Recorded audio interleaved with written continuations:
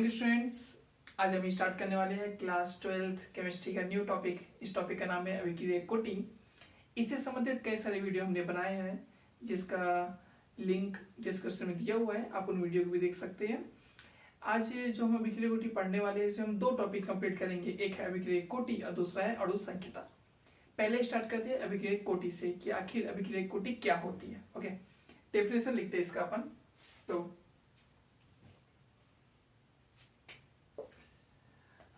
किसी अभिक्रिया की कोटि, किसी अभिक्रिया की कोटि उनके अभिकारकों के सांद्रण के घातों के कितने से रखिए जो है घातों के योगफल के बराबर होती है। ठीक है, किसी अभिक्रिया की कोटि उनके अभिकारकों के सांद्रण के घातों के योगफल के बराबर होती है। उतना चीज क्लियर नहीं होगा, अभी एक एग्जांपल देते हैं, एग्जांपल से अच्छा समझ में आएगा। उदाहरण लेते हैं इसका, ए बी सी मान लेते हैं, ये इसकी क्वांटिटी P है, इसकी क्वांटिटी Q है, इसकी क्वांटिटी R है। तो जो अभिक्रिया की दर लिखाएगी, क्या लिखाएगी, अभिक्रिया की दर इक्वल टू K,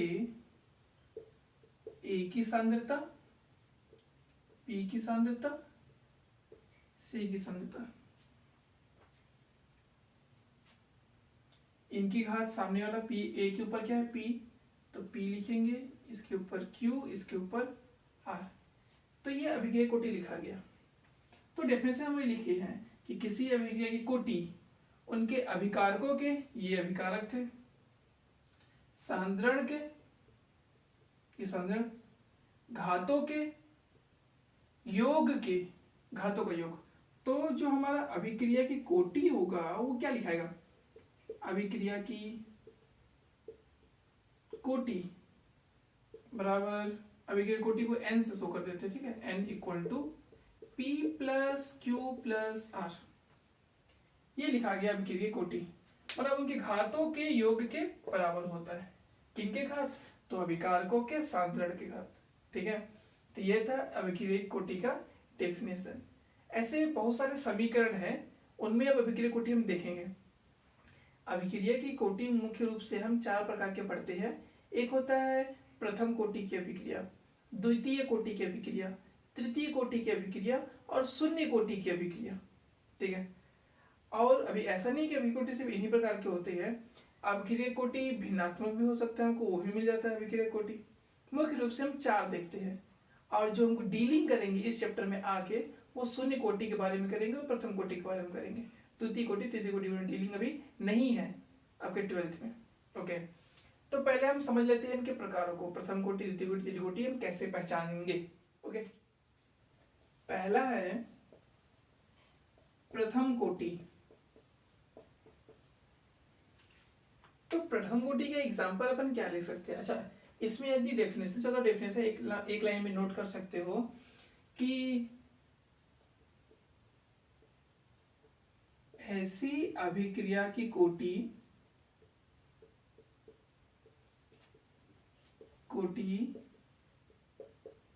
जो अभिकारकों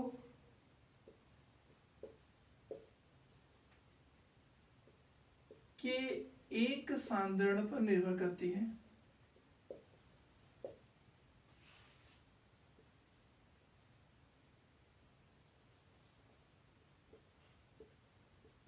निर्भर करती है।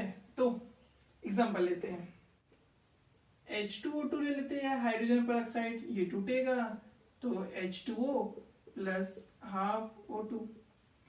तो हमारा जो प्रथम कोटि, जो अभिक्रिया कोटि वो डिपेंड करते हैं अभिकारक पे, तो इसके लिए हम लिखेंगे अभिक्रिया की दर। तो क्या लिखाएगा, अभिक्रिया की दर इक्वल टू KH2O2, इसके सामने कुछ नहीं मतलब एक है, पावर में एक, तो अभिक्रिया की कोटि हमको क्या मिल जाएगी, अभिक्रिया की कोटि n इक्वल टू 1, सिंपल सा मिल गया बस, कुछ नहीं था।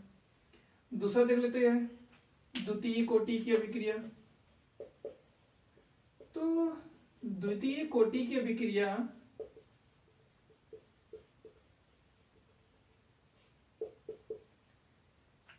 डेफिनेशन आप सेम लिखेंगे, ऐसी अभिक्रिया कोटि जो अभिकारकों के दो सांद्रण पर निर्भर करती है, ठीक है, बाकी सेम वैसे लिखाएगा आपका, दो सांद्रण पर निर्भर करती है। इसके एग्जांपल ले लेते हैं अपन, कोई सा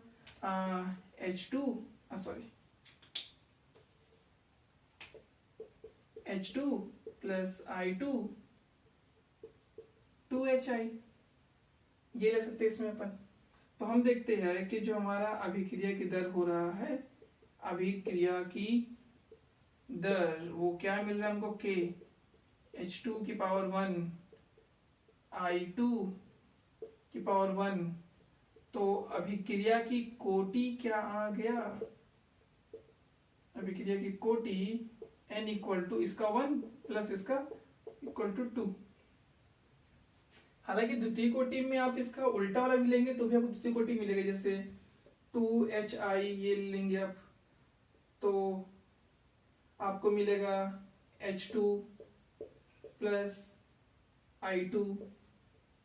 तो अब इसे यहां से भी देखोगे तो द्वितीय कोटि ही प्राप्त होगा, ठीक है, 2, क्योंकि HI की पावर क्या आ जाएगी उस टाइम पे, 2 आ जाएगी, तो अभिक्रिया कोटि क्या मिल जाएगा, 2 मिल जाएगा। तो आप कोई भी एक एग्जांपल नोट कर सकते हो, चाहे ये वाला चाहे इसको बना के, ठीक है। तो ये था प्रथम कोटि की अभिक्रिया और द्वितीय कोटि की अभिक्रिया। अब देखते हैं हम तृतीय कोटि की अभिक्रिया और शून्य कोटि की अभिक्रिया। ओके, तृतीय कोटि की अभिक्रिया,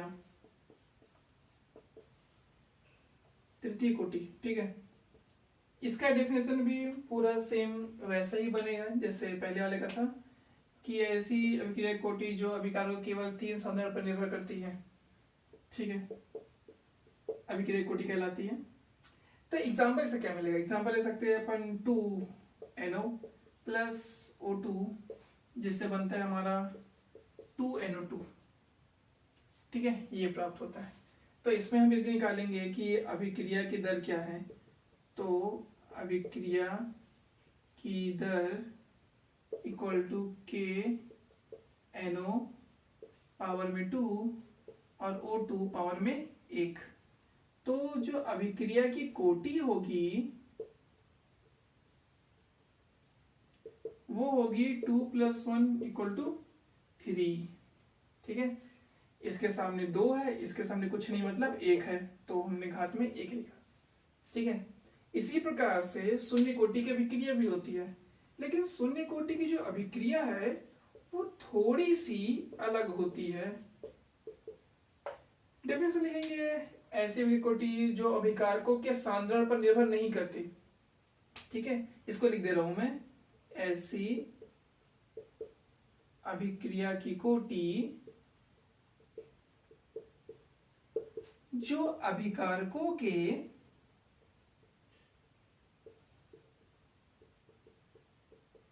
सांद्रण पर निर्भर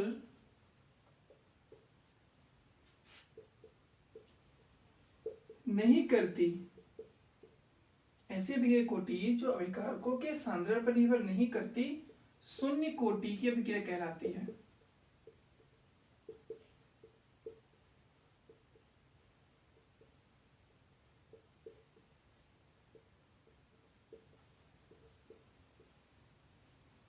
शून्य कोटि की अभिक्रिया कहलाती है, ठीक है, ये हो गया शून्य कोटि की अभिक्रिया।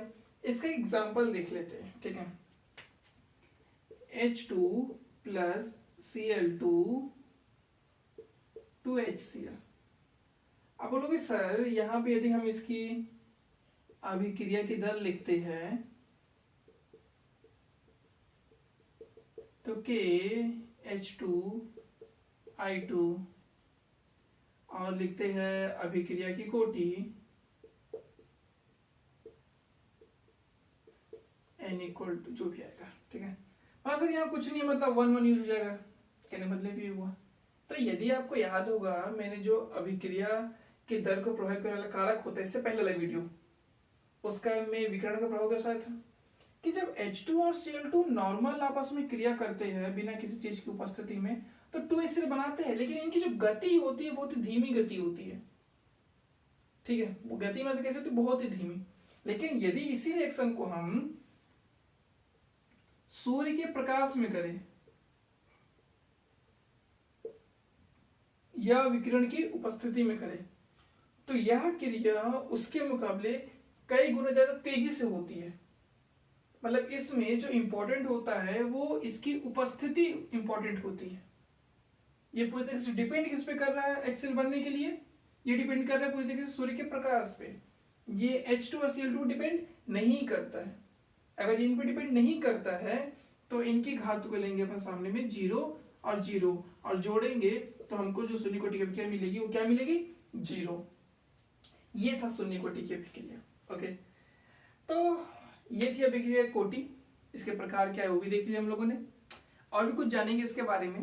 पहले हम लोग पढ़ लेते हैं अणु संख्यता क्या है, देन हम अभिक्रिया की कोटि और अणु संख्यता में अंतर देख लेंगे। ठीक है, तो जो नेक्स्ट पॉइंट है हमारा कि अणु संख्यता या आणविकता आखिर ये होता क्या है, तो इसको अपन डेफिनेशन से पहले लिखते हैं। ठीक है, सिंपल डेफिनेशन है इसका कि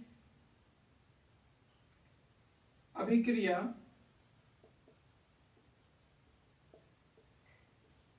में भाग लेने वाले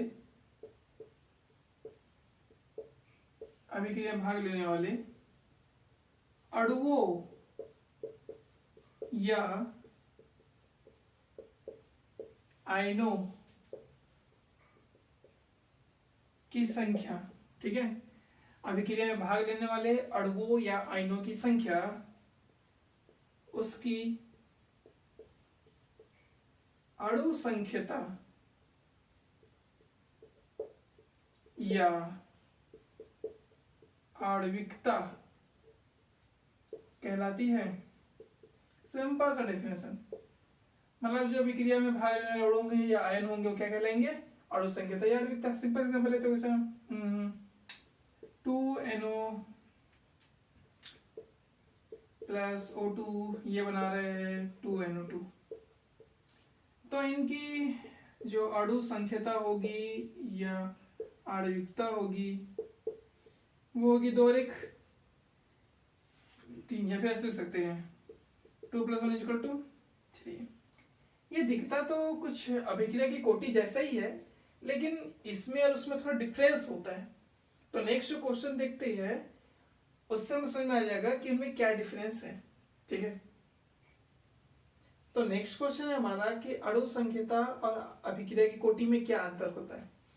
तो पहला पॉइंट तो सिंपल सा, इनकी परिभाषा आप नोट कर लीजिएगा कि अणु संख्यता की परिभाषा क्या थी और अभिक्रिया की कोटि की परिभाषा क्या थी। सिंपल सा ये हो गया। ठीक है, एक एक पॉइंट आप पूरा पूरा उनको डेफिनेशन को लिख लीजिएगा। देन सेकेंड पॉइंट है अपने पास कि यह केवल सैद्धांतिक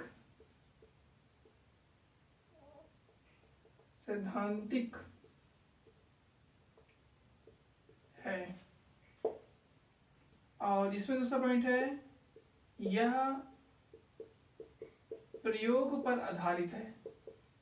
कहने का मतलब क्या है कि यह केवल सिद्धांत है, कोई एक्सपेरिमेंट नहीं कर सकते इसमें अपन जानने के लिए, लेकिन इसको अपन एक्सपेरिमेंट से भी कर सकते हैं कि अभिक्रिया कोटि 1 है 2 है कितनी है, इसको अपन एक्सपेरिमेंट से भी समझ सकते हैं प्रैक्टिकल करके। ओके,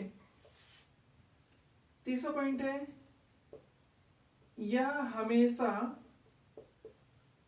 पूर्णांक रहता है, और इसमें लिखेंगे कि यह भिन्नात्मक भी हो सकता है।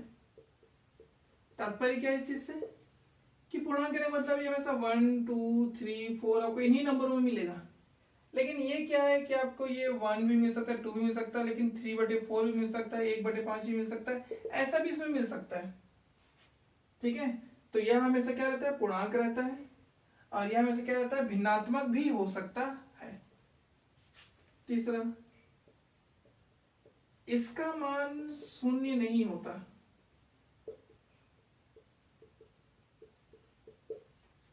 इसमें इसका मान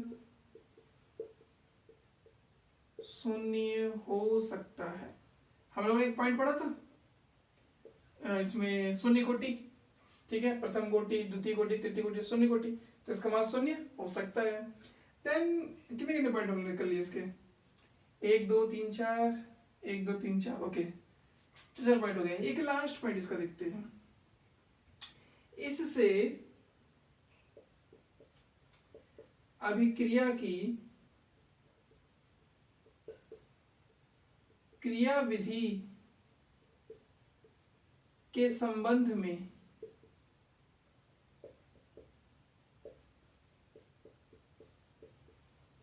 कोई जानकारी प्राप्त नहीं होती।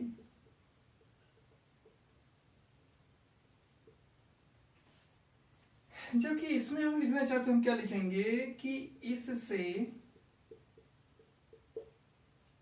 अभिक्रिया की क्रिया विधि के संपर्क में, क्रिया विधि के संबंध में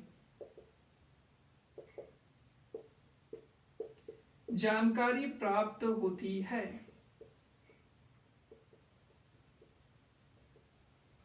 ठीक है, तो ये थे मुख्य अंतर अणु संख्यता और अभिक्रिया कोटि के बारे में। ठीक है, इससे संबंधित और भी टॉपिक अपन आगे वीडियो बनाएंगे। यदि आपको वीडियो अच्छा लगा हो तो प्लीज चैनल को लाइक, सब्सक्राइब और शेयर करना ना भूले।